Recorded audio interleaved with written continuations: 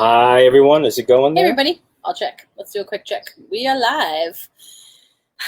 Capricorny couple is back. Yeah, we're good. It's working. My ball cap looks You wear good. the hat today. Yeah, we're going to get it to type 5, 6s, and 7s today in the same format as the last 2 weeks. And type 6 is me. So You are a type 6, yes. I like to say I was a type 6 because the point is not to be the type. It's to... I think you're always your type. It's just a matter of how you're expressing in your type. In a healthy I've way or transcended not healthy the type way. 6 paradigm. You are and in I'm a healthy currently space. wrestling with different paradigms. It's not to say I'm transcended, but I think You're in a healthy space with I'm your very type 6. healthy space. Anyway, it's very military. There's a lot of things to correlate with kind of fear in general and the nature of being a veteran in this country. And I think type 6 makes it like, in the way we're going to present it in this quick format, like, oh yeah, that's literally why you can't have war without fear. I mean, it's obvious, but this puts, to me, it kind of just puts a fine point on it with words and thought anyway. Cool. So I'm wearing my hat because I'll probably be all, probably got some military metaphors today. Great. I love that. And just for those of you who just popped on, just a reminder, we're talking about the Enneagram every week until we feel like we've covered what we want to cover. And we're using a lot of the information from this book, The Wisdom of the Enneagram. All of it is from this book today. Everything I quote that I'm going to put on screen is from that book by Don Rizzo and Ross Hudson. And look, before we start here, I'll mention this a little later too. I'll put my email address up on the screen. I am about to launch, I've written a course called Journaling to Destiny. And it very much follows the spiritual path of the Enneagram. Enneagram as a spiritual practice in observing the self, getting present, seeing your personality in action. So I've written a 1-month course, on this theme. And if you're interested at all, if you've been watching these videos and it's caught your attention, I think 1 month, it's the first time I'm going to do a 1-month group course online and do some live teaching in a group setting. A good bit, and it's only $149. All right, I'll just tell you the price up front because it's honestly very low. I want to get a lot of people through this information. Okay, I've got other coaching programs that are more intimate, but this value here is going to be incredible. I want it to be. If you've liked what we're doing, just send me an email and let me know you want to know what's up. I'll stop there for now so we can just get into material. I'll say some more at the end. All right. Cool. So here we go. We began with. We started with 8, 9, and 1. We went over 2, 3, and 4 yesterday or last week, and this week we're doing. But my point is, we began with subconscious fears of dropping the personality. Yes. And we bring them up as a whole triad. So, the 2, 3, 4s being the heart-centered or heart fixated. Emotion fixated? Image consciousness. Oh, image consciousness. That's how they say it in this book. It's all right. What do they actually say in this book? Feeling triad. Good grief. I was thinking emotions and couldn't come up with the word feeling. Feeling triad. The 8, 9, and 1s being the instinctual triad of the body, and now the thinking triad of the 5, 6s, and 7s. So the subconscious fear of dropping the personality for we thinking fixated types. If I stop this strategy, if I stop figuring out what I need to do, the ground will not be there to support me. The world cannot be trusted. Excuse me. The world cannot be trusted without my mental activity. I will be left vulnerable. Everything will fall to pieces. I will fall and be lost. If my mind does not keep swimming, I will sink. I kind of stumbled through that. That is kind of a perfect Navy metaphor, isn't it? Yeah, if I'll sink if I don't keep swimming, Yeah, I mean, good point. Look at this. Like, you couldn't run wars without this ego fixated mentality. If I stop trying to figure out what I need to do, what? No, we're constantly trying to figure out what to do and how to do it better. Yeah. The world cannot be trusted. Okay. That's why America is trying to take it over. It doesn't trust anyone else. Without my mental activity, I will be left vulnerable. Certainly. If you're on a deployment in the military or like in me in the Navy, you don't just go to sleep like, yay, everything is perfect. No, you're on a fucking warship. I mean, I think that's worldwide cultural phenomenon of feeling like without my mental activity, I'll be left vulnerable. That's like everyone's anxiety, just constant worries. So 6 is the point of fear itself, and anxiety, I think, in particular, that experience of fear. And it is fixated in the thinking triad because people can't stop their thoughts. They can't stop worrying. Their mind is trying to just, it's so acutely aware of the fear. And look, that's a common human experience in general. And it's 6, it's a core point. So the core points are kind of everywhere. And they're connected to each other. Of all the core points, the one that seems to be most obvious is point 6. Like, people just really scared. And so we're going to talk about point 6 today, and it seems appropriate for our time where the entire world, certainly our country, feels like there's an extra pressure, right? People are pretty anxious right now. So we'll get into how that comes out and ultimately what you can do about it. Right. Or how to start shifting your mindset around it. So that was for all the core types, right? The high level of mental activity to feel safe and that I'm not going to get blindsided by something dangerous in the world. That's how I would put it. And now are we going to talk about what the ways in which the mental activity shows themselves? Is that what's next? We're going to go by type now. Yes. Right. Cool. So the way we've been doing that is, why isn't this showing up? All right. So when you learn your type, and everything I'm drawing from is from the chapter in the book called Enneagram and Spiritual Practice. Now it's like, what do I do about it? What you do about it, you get present. You learn to witness your personality in action. And by personality, I mean your ego fixation, acting out to contrive an experience of safety and security instead of doing the type 6 thing. And then 3, feeling the impulses of your ego, of your personality, and not acting on them and not letting them be expressed. So, hi everyone, Melissa and Melanie, hello. Hi. So, I gotta get back to my banner here. So the first way we're gonna put this is, I will become present to my life only when. Only is actually how it's written in the book. We haven't been doing that, but I haven't been doing that, but that's how much they stress it. I will become present to my life only when. So highly conditional. So this is how your ego is talking to you and rationalizing, and that's perfect for the thinking triad, rationalizing why you're not present in your life. Yes. Which is the first step towards growth. And people struggle with it. Mostly when they hit the dark stuff, they stop. The good, they don't all stop. Being present is the first step to growth. Yes. Yes. Okay. But when we get present, we start taking it all in, the good and the bad. Right. And right? It's not my experience of the spiritual journey and doing inner work is that it often feels very terrible before it starts feeling better. And that terrible part is the part that's really hard to get through. That's, as coaches, I know my coaching philosophy is just to get someone over that hump. Yeah. Let me just get them over this hump where they're like, okay, I'm enrolled in my own deconstruction. I can start deconstructing my own shit and reintegrating myself. That's it. That's all I'm really trying to do as a coach, to be honest.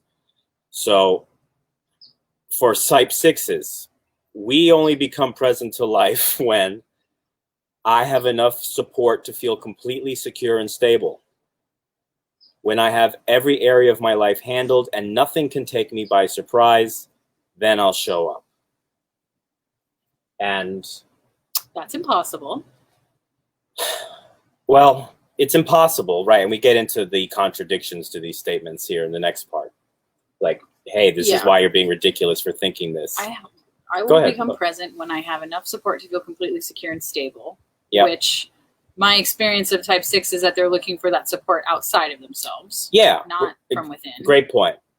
Only when I feel completely secure and stable, and because I feel of external circumstances. I feel I have enough, and also I have enough people around me that I trust, because I don't trust myself, frankly. Right. I won't make my own decisions. So do I have someone nearby I can trust? That's humbling to realize, by the way, that I know I had done that in my life. Like, oh my God, I stopped trusting myself and I'm just flailing to find people I do trust. Lots of misplaced trust. Lots. That's the lesson. It's type 6 is the cult point. You know, when you watch these cult documentaries that have been popular recently, it's like, how could these people do this? How could they follow this crap? Because they're type 6s most likely, or have a lot of that energy going on. They just don't trust themselves to the point that they will go along with someone else. So feeling exposed, that's what we do for a living. We expose people's egos to themselves. Hey, Javier.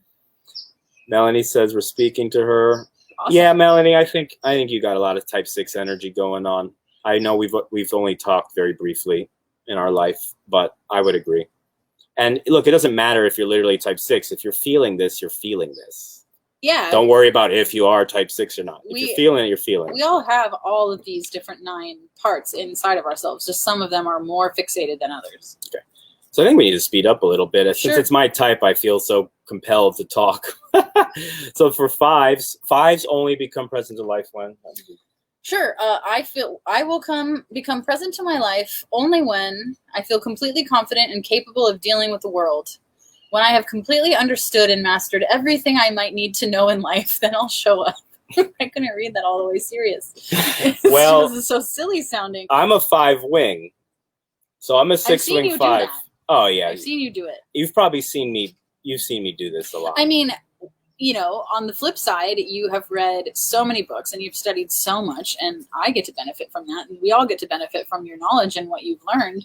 And I've seen you paralyze yourself with collecting. Oh, I've been doing it the last few days. Collecting knowledge. I've been doing it the last few days. Learning and collecting. Getting ready to send out like my biggest kind of email marketing thing I've ever done to announce this course I've been talking about. And I'm like, damn, man. I've been doing really well, word of mouth. I'm really going to do this email thing, huh? And it's like, yeah, hell yeah, I am. But what stalls me is I don't have my mind fully wrapped around internet marketing. Like, as if that's something you need to do. Why do I don't even care about internet marketing? You don't have to know All everything. I have to do is send emails to my friends that want it. Yeah, and you like so, there's Sorry. I mean, I don't think it's possible to know everything there is to know. No, it's ridiculous. And I think being able to have a sense of humor about it is a big step forward. Because it is paralyzing and it is overwhelming. Yes. But it did drive me to to be a reader. See, there's upsides to everything. The vice and virtue are the same. I have flexed the muscle of like military strategizing and reading books so hard in my life. And it fucking hurt. Hard. But that muscle is still there. Okay, he had a spreadsheet that was tracking how many pages per day he was reading. I mean, that's kind of a side note, but like that was how much he was spending time on mastering and knowing, and it was a spreadsheet. It's hilarious. You're all right, Karen. We're going through all of them. No, you're next, Karen. Okay, so we go 6, 5, 7 because we start with the core type. Didn't miss it. Thank you. So type 7s. It's nice to have a sense of humor about this. Good grief. Yeah, big time. These fuckers, type 7s, have too much of a sense of humor about it. Sailor. Oh, sorry. It's R-rated. Sorry. I'm not sorry. Type 7s, as I talk about having a sense of humor about it, you all joke too much about this. Perfect timing. You all joke that you can fall into that trap. Anyway, let me just read this. I am totally happy and fulfilled and certain that I found what I'm supposed to be doing with my life. Remember, I will only become present to my life when I'm totally happy and fulfilled that I found what I'm supposed to be doing. When I feel completely satisfied, then I'll show up. Well, good God. Really? You're going to wait till you're completely satisfied? Cokeheads, type 7s? Definitely hedonistic. Yeah, type 7s have a hedonistic streak, probably more than any of the other types. Although I think type 2s and 3s can get caught up in a hedonistic spiral as well. I think lots of types. I mean, they all have their different, flavors of addiction for sure. 6s and 8s, but those are the wings of 7. Those are the wings of 7. When I'm totally happy and fulfilled and certain that I found what I'm supposed to do with my life. So my experience of type 7s is that they know what they're supposed to do with their lives, and they set out on the path, and it starts getting challenging and it starts getting difficult, and then they think that means that they're not supposed to do that. Yep. anymore. Like, oh, well, this is kind of hard, so maybe I should stop. Maybe this isn't what I should be doing. So they trip themselves up and quit and then start doing something that's not satisfying.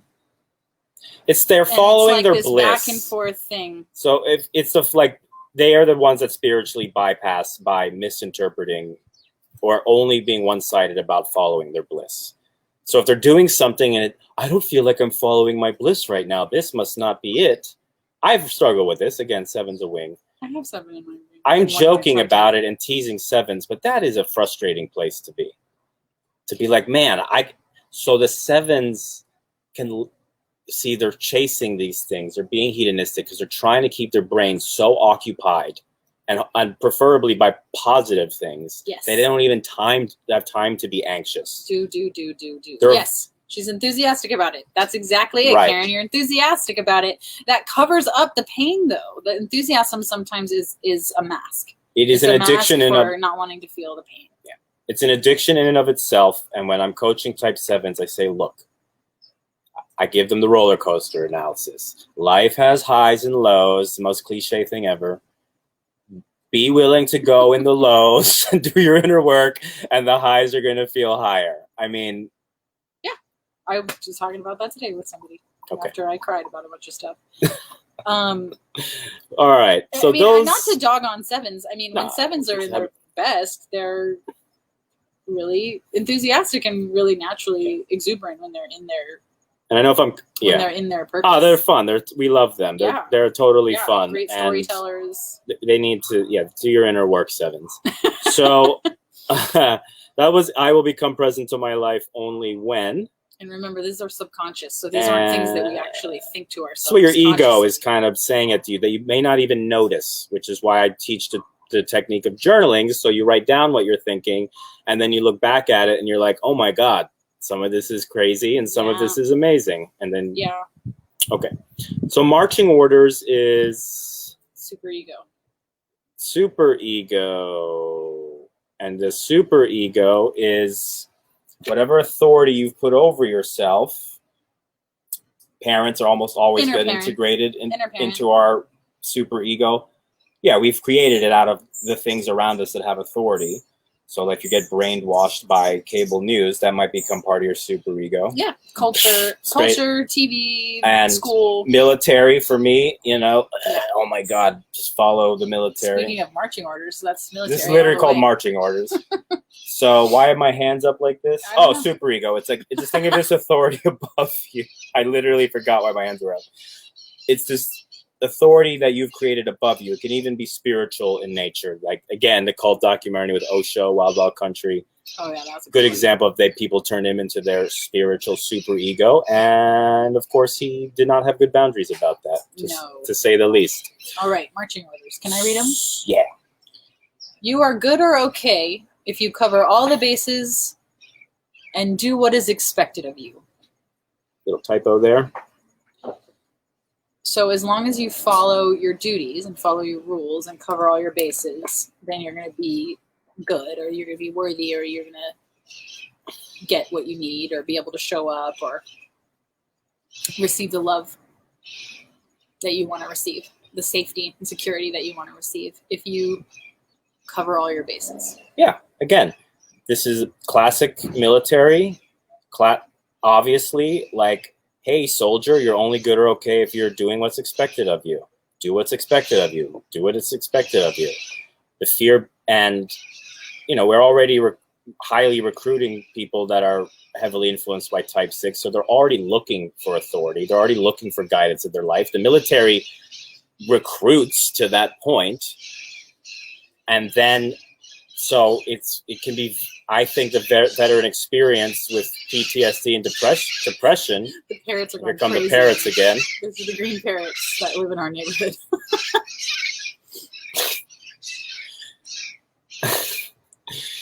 Oh, where was I? Goddamn. The military. Thing. Oh, yeah. So you leave the military and you leave the superego figure that you've been loyal to for however many years, and then you're just thrown back in the rat race of American society. That is not a pleasant experience. Well, and we don't necessarily have the most ethical framework values-wise here, so. No. So, can be challenging. okay, so this is very basic. And okay, remember, they're all done in the name of love. All these things are done in the name of love. The marching order is coming from the authority, and the authority is rewarding you with love. And it's creepy and, you know. Contradiction, type 6s. How can you cover all the bases? Is all your scurrying around and worry really making you feel more secure? No, it wasn't. Is doing what's expected of you really meaningful to you? You know, they might be. These are just such great journaling questions. Right? These questions are meant to be engaged with, as all questions are. So I'm always telling people, and I've been harping on this more in my group courses, especially. I'm going to harp on it hard on this next one. Be engaging and confronting with what is coming to you. Yes. We're reading out of a book that is excellent, and I appreciate you all listening to us.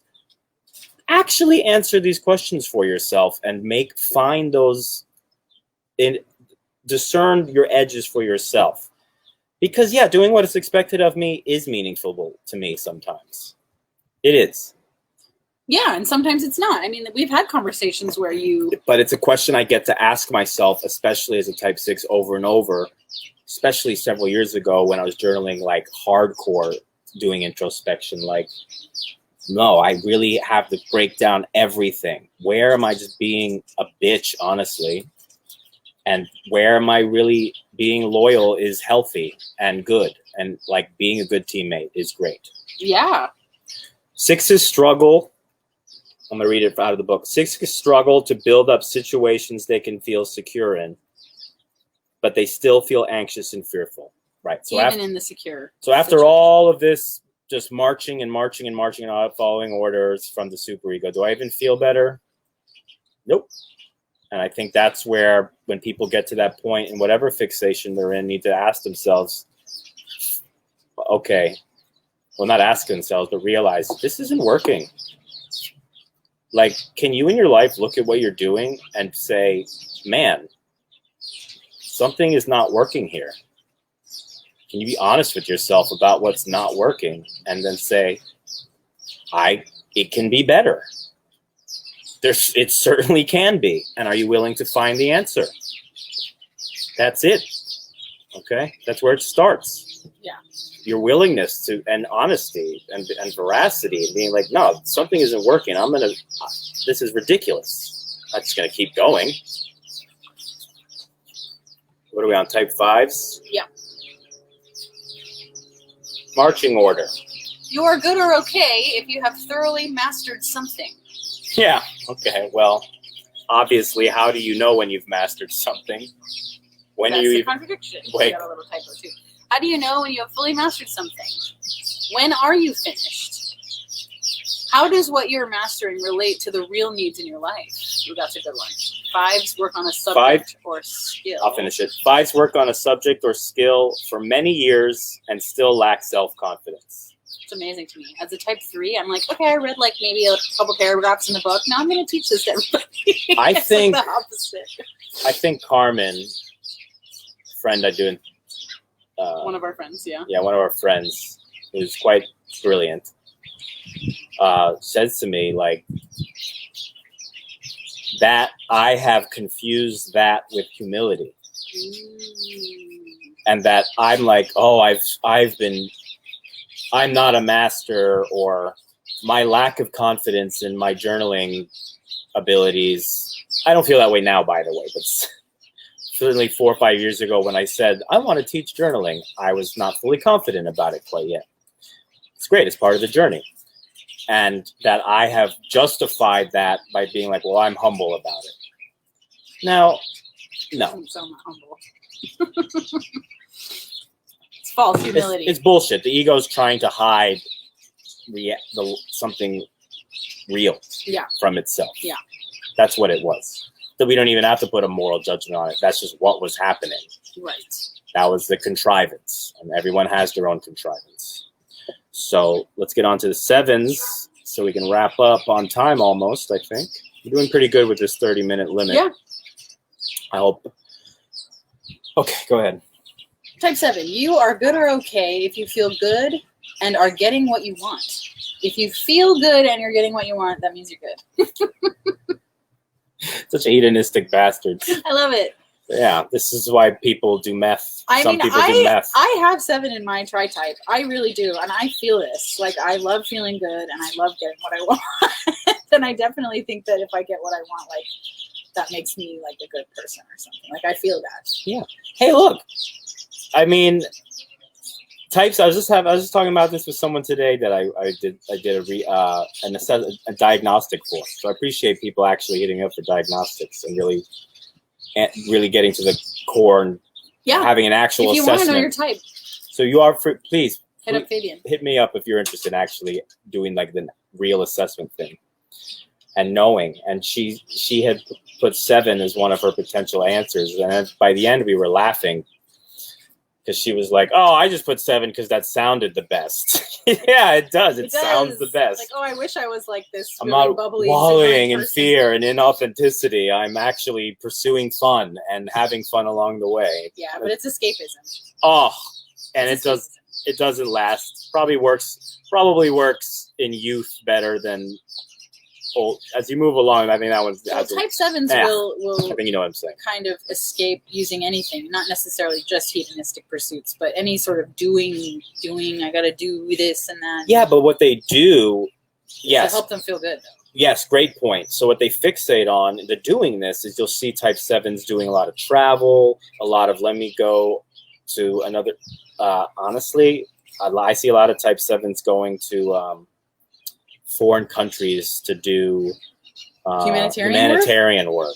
Because then they can feel good about themselves. They can keep busy and feel good about themselves and what they're doing and have these amazing experiences in other countries helping people. And then they get a story out of it. Great point. They get a story out of it, and they can. So and that's not bad. That's great. Keep doing that work. It's just a matter of the come from. To me, how you're being about it and where you're coming from with it. Because humanitarian work is great. If you authentically want to be good at humanitarian work, you will take on your fear. You will allow yourself to slow down and get off some whatever addictions you have, whether they're drugs or work or whatever, or whatever. It keeps your mind busy, and and slow down and actually confront your fear, because that's what will make you a better humanitarian worker. Yeah. So are you serious about humanitarianism or not? Well, I think in a type 7 anyway, I would be, how honest are they being about their anxiety? Great question. Well, okay, so Karen Gleason brings up something real quick. Do we need to get to the contradiction? Yeah. Yes. I was not a 7 in my youth. I totally changed. Okay, so that might be true. I'm not such a stickler like, no, you were this type and you were it forever. What may have happened, the energies can be different. So you've seen some people in the comments talking about tri-types. And you would be anonymous? I don't know what that is. You know what that is? Maybe doing humanitarian work. You're not in your own community and in your own... Sorry, I'm getting confused. Let me take one thing at a time. Clarify what you mean there if we didn't understand you. We think you mean when you travel and do work, you get to be anonymous. What I want to say about this is you've seen some people in the comments bring up tri-types, right? And those are people who have kind of identified not just what the one main type hitting them is, but since I have a mind fixation, where is my body fixation? In my case, it's around 1. Where is my emotional feeling fixation? In my case, it's around 4. So let me go back to Karen here. Karen, you may have, you just might have healed in some areas in your life that have brought out authentic joy and out of you. So the healthy parts of type 7, or maybe you just went from being less developed to more developed. Maybe you've done work in other parts of the Enneagram and it's just allowing better aspects of it all to shine through. So that's, again, something for you to look at. And I encourage people to look at it like, what really has been my path? What has happened? It's possible, too, that, I mean, I wouldn't say that this is impossible, that if something if some sort of traumatic event occurs later in life, I would imagine it could be possible that you'd express some other side of the Enneagram more because of like something that had happened. It's possible. Who knows? Yep. And that's only you can answer. I love teaching with the technique of journaling because I'm like, look, I will help you with this tool, but you've got to write your story for yourself. That's right. And it's great fun to see people do that. So the contradiction to 7 here, a little sidetrack, that's okay. Can you distinguish a need from a want? Would you still be okay if a particular need were not met? If so, is it really a need? 7s pursue the things they believe will bring them satisfaction, but they still feel unsatisfied and frustrated. So there you see the theme here. Isn't it true that the type 7, one of their biggest fears, if not their biggest fear, is being in deprivation? Being deprived and not being able to like get their needs met. I think that's so. Deprivation, the fear of deprivation, I could see that causes that seeking constantly to feel like they're whatever traumatized them or whatever karma they had or whatever happened when they were dropped on their head as a kid, whatever life ancestral traumas they're carrying. I'm not trying to be trite about this. My point is I'm being a little funny about it, but my point is we all get pinged by many factors. Yeah. And also by, people have many different belief systems about that. Yes. So a 7 is just so sensitive to depravity. So if one thing that they think they need even disappears, it just shocks them. Their nervous system is just like, ah! And it's like, dude, relax. Can be very, very... I would never say that to someone, as a client anyway, dude, relax, because it doesn't work to tell someone to relax. But it's nice to work with a 7 and get them to relax into calm presence. I'll say that. So, yeah. Let's see what comments we have. Okay, so great. Karen, it's really working for Karen. Awesome. Melanie, still there. Great. We're going to go over time a little bit so we can talk about the healing attitudes. Yeah. These are short and sweet. Let's shoot through these short and sweet because I want to just bring up my course one more time. Yeah, for sure. I'll read these. How do I turn this comment off? Let's get back to our banner here. There we go. Healing attitudes of the type 6. Great. So these are like affirmations, kind of, or the maybes. Maybe this will work out fine. Maybe I don't have to foresee every possible problem. Maybe I can trust myself and my own judgments. So maybe implies that you don't have to change your mind about anything yet. That you're willing to open up, be a little more vulnerable, take some risks, baby steps if you need to, and explore these attitudes. It's an open-mindedness. It's a curiosity. Maybe. It's going into a situation where in the past, and I'm a 6, so I'll really speak to this, okay? I would go into situations that I was nervous about, didn't trust myself, and I would say to myself, and even write in my journal, okay, I'm fucking scared. I'm worried. I'm tired of this anxiety. I'm just going to go in and trust that other people are on point. They're handling their things. I don't have to be the person to foresee every problem. No, you don't. And let it work out the way it's going to work out. And something that helped me do that was volunteerism. Because there's no pressure. People are just happy if you come pick up a crate of something and move it to another place.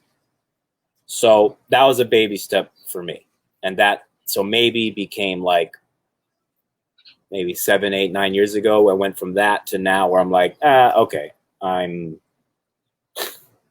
You can choose courage now. I'm me. It's easier for you to choose courage. Much easier. It's not even something I choose. My relationship to fear, like I was saying at the beginning of this video, and I was being like, oh yeah, I've transcended time. I have a completely different relationship to fear now. We call that transformation.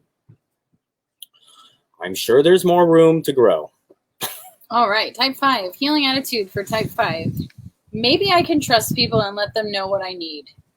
Maybe I can live happily in the world. Maybe my future will be okay. For me, it was letting people know what I need. Again, 5 is a wing, so that element really played out for me. Maybe I can live happily in the world. I mean, there is something about type 5s that they like live in their own little world. They create their own little world that they call the womb with the view. Yeah. And so they can feel safe and good, but they can look out into the world. And I like this because it's like, maybe I can actually be in the world. Like, yeah, maybe you can. Yeah. This is a very introverted type Yes. in general. Not that you can't be introverted or extroverted or whatever in any of these things, but these tend to They be withdraw. They are withdrawing. So it tends to be an introverted phenomenon. Yes. More so. Yes. Maybe what I already have is enough. Maybe there's nowhere else I need to be right now. Maybe I'm not missing out on anything worthwhile. I think a big switch to flip for 7s as they learn and trust getting present is, oh, I've been missing out things right in my face all along. And that can be a big, again, I'm trying to get people to flip that switch and be like, oh, I want to now pull on this on my own. I want to follow this line of inquiry. So if they can really embrace that there's nowhere else they need to be, type 7s, and really embrace like, oh, I've been missing out on things right here. Right. They'll see the benefit and go. It's like the antidote to FOMO is that they have been missing out on what's happening right in front of them rather than like something that's happening over there. You know, the fear of missing out of whatever's happening somewhere else. It's like, no, you're missing what's happening in front of you. Yep. And when they really connect the dot that, oh, when I'm more present with what's in front of me, it's actually better. Everything's better. Yeah. All these growth we're talking about are win-win situations. Yay. If people can get over whatever initial amount of fear or anger or just jolt to the nervous system that comes with bringing light to your darkness, if you can see that and be like, nah, this is worth it, then it's all win-win. I mean, There's no downside here. Right. Everyone wins. Yeah. It's so much better. It's what everyone's looking for. It's cultivating a strong sense of self and an inner fortitude. So that's it. We've run a little over. So look, I'm just going to throw this up on screen. Hold on.